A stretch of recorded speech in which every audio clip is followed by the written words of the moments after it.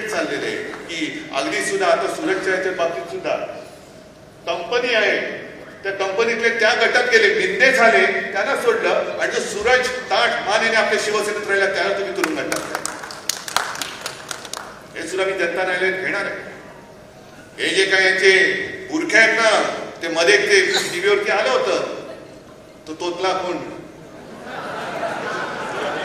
तसं यांना जनतेच्या न्यायालयात करायचं, तसं यांना जनतेच्या न्यायालयात करायचं. म्हणून आजचं हे अधिवेशन आहे नुसतं मला सत्ता पाहिजे, मला सत्ता पाहिजे नाही, मला माझ्या देशाला, माझ्या महाराष्ट्राला जगवायचं आहे, टिकवायचं आहे. आणि पुन्हा सांगतो, जे जे महाराष्ट्रावरती चालून आले त्यांना कसं गाडून टाकणारा महाराष्ट्र आहे, त्याचा पुन्हा इतिहास मला लिहायचा आहे. हे म्हणे काँग्रेस सोबत गेले, हिंदुत्व सोडलं, काँग्रेस सोबत गेले, शिवसेनेची काँग्रेस झाली. अरे 30 वर्ष भाजप सोबत राहून आम्ही निर्लज्ज भाजपवाले नाही झालो तर काँग्रेसवाले काय होईल.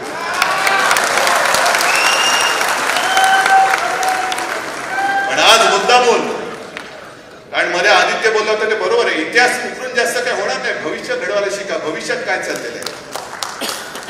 पण मुद्दामून मला एक आठवण करून द्यायची आहे,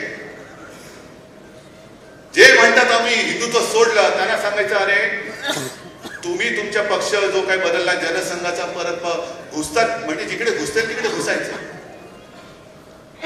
पहिला जनसंघ झाला, तो जनसंघ तेव्हा संयुक्त महाराष्ट्राच्या लढ्यात नाही उतरला, संयुक्त महाराष्ट्राच्या समितीत घुसला जागेसाठी.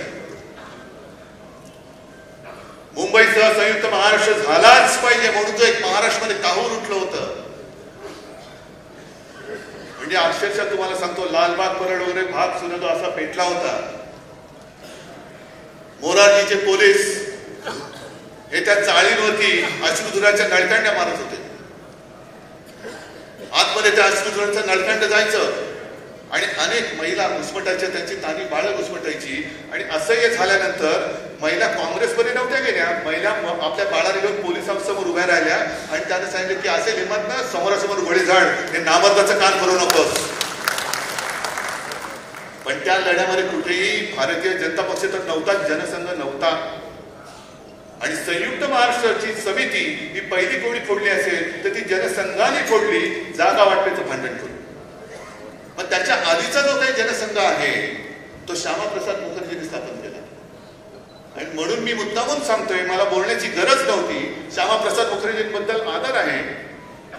पण साधारणतः 1940-42चा जो काही काळ होता चॅलेंज यावचा, तेव्हा श्यामाप्रसाद मुखर्जी बंगालमध्ये होते. 40च्या सुमारास देशातल्या मुस्लिम लीगनी स्वतंत्र पाकिस्तानाचा ठराव, जसा आज आपण निर्धार केले तसे त्यांच्या कार्यकारिणीत वगैरे असेल, ते इलेक्शन कमिशनकडे कदाचित त्यांची घटना असेल ती त्यांनी बघा, कारण आपली नाही मिळणार, त्यांची मिळाली तर बघा. पण श्यामाप्रसाद मुखर्जींनी केवळ आणि केवळ म्हणजे एक तर स्वातंत्र्य लढ्यामध्ये ना RSS ना जनसंघ तेव्हा नव्हताच, तो 52 साली जन्माला आला, पण कुठेही लढ्यात भाग घेतला नाही. आयतं मिळालेलं स्वातंत्र्य हे गिळायला निघाले. स्वातंत्र्यासाठी काँग्रेस लढत होती, स्वातंत्र्यवीर सावरकर वगैरे होतेच, क्रांतिकारक. आज तिथे सभा आहे कान्हेरे, त्यांची सुद्धा कथा वेगळी आहे. पण स्वातंत्र्य लढ्यात लढणारी काँग्रेस नको म्हणून स्वतंत्र पाकिस्तानचा ठराव करणाऱ्या मुस्लिम लीग बरोबर श्यामाप्रसाद मुखर्जींनी बंगालमध्ये सरकार स्थापन केलं होतं. आणि 11 महिने त्या हकच्या मंत्रिमंडळात श्यामाप्रसाद मुखर्जी म्हणजे तुमचा बाप राजकारणातला, हा त्यांच्यासोबत मंत्री होता. त्यांच्याबद्दल बोला. तुम्ही आम्हाला हिंदुत्व शिकवता, पहिलं तुमची जन्मकुंडली मांडा ना, पहिली तुमची जन्मकुंडली मांडा. तुमच्या पत्रिकेमध्ये राहू की तू आले असतील, आम्ही काय करू त्याला, कारण तुमच्याकडे चांगला गुरु नाहीये.